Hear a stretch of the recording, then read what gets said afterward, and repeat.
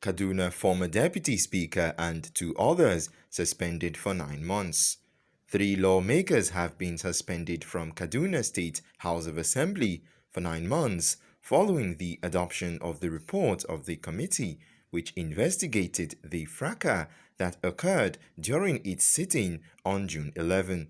The former Deputy Speaker representing Basawa constituency, Mukhtar Isa-Hazo, Nuhu Goroh-Shadalafiya of Kagarko constituency, and Yusuf Liman-Dahiru, Kakuri, Makera constituency, were suspended in line with the recommendation of the committee headed by Shehu Yunusa.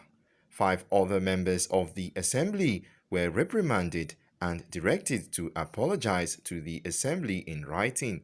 They were also asked to publish the apology in a national daily within a week.